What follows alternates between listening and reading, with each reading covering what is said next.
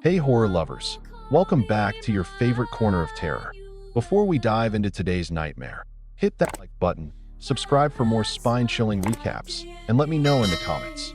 Would you survive this twisted countryside hell? Because this isn't your typical weekend getaway. This story starts with love and fresh air, and ends with humans being farmed like animals.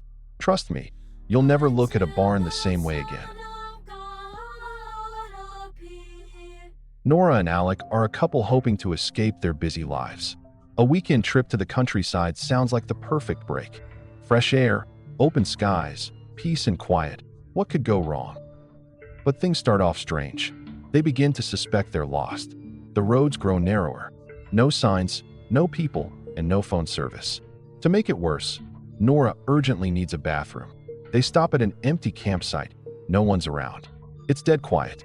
While searching for privacy, Nora stumbles on something eerie, a cell phone and a wallet lying abandoned near a tent, but no sign of the owner. No footsteps, no movement, just silence. Nature calls, and with no other option, she does her business right there in the open. The camera pans to the side, revealing a half-buried human skull she doesn't notice. She returns to the car, casually telling Alec what she found. He seems distant, more worried about the fuel gauge dropping closer to empty. They move on, hoping for a town or gas station. Instead, they come across an old woman standing beside a broken-down car.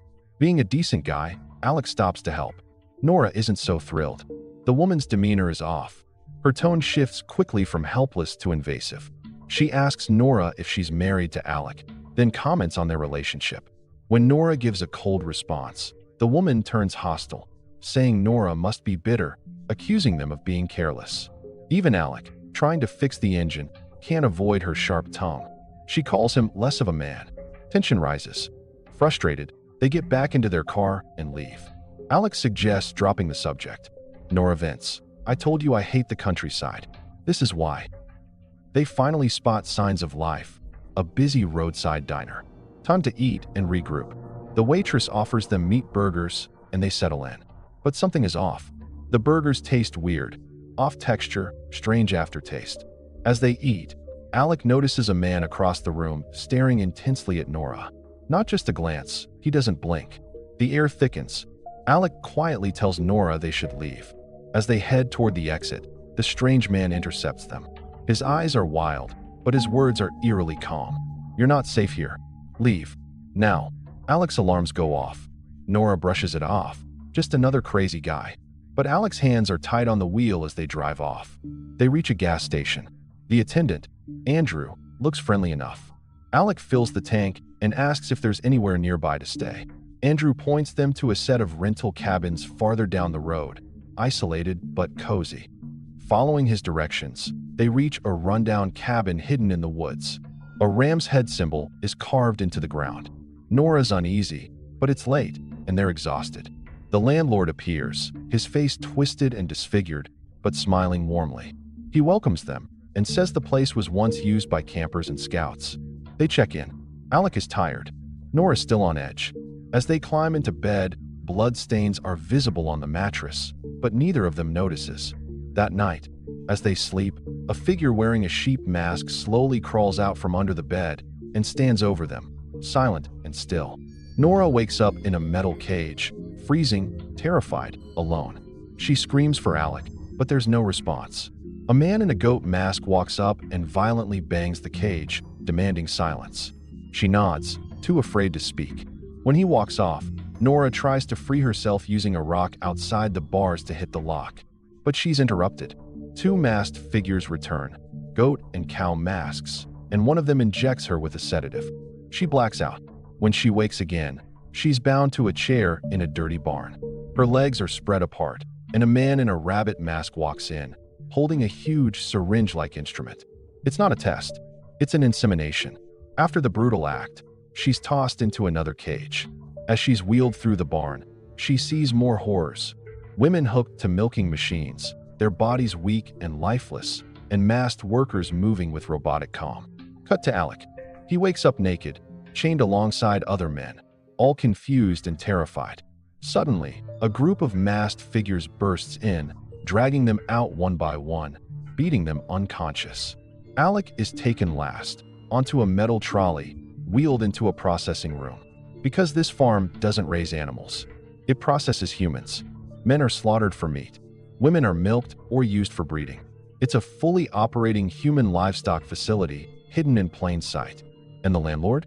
He's the head farmer. He receives a new order, a massive meat shipment.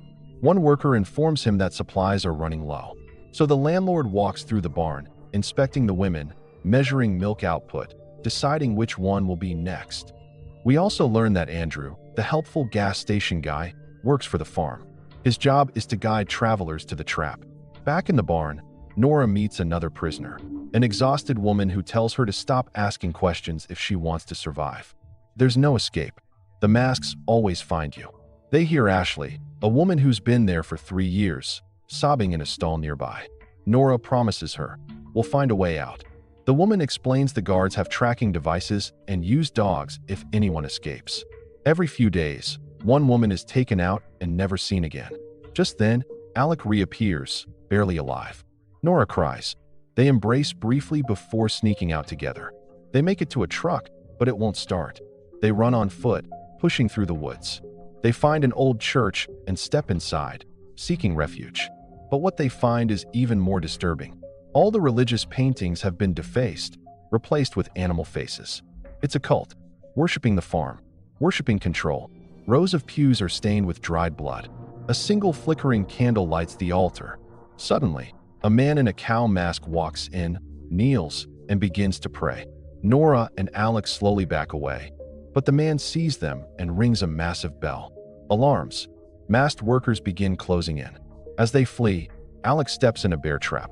A loud snap, then screaming. He's bleeding badly. "Go, Nora. You have to run." She leaves him behind. Nora hides in a barn. Inside, she finds a male prisoner who whispers directions. "There's a bus. They use it to transport us. The keys are in the landlord's office." She moves quietly, stalking through the night. She sees a driver by the bus and knocks him out with a hammer. She jumps in, but the tank's empty. She's spotted. Masked workers rush in. She escapes again, darting through the woods. She finds her way back to the barn and frees Ashley. Together, they reach the bus, but the keys are gone. Nora recalls the man's instructions and heads to the main house.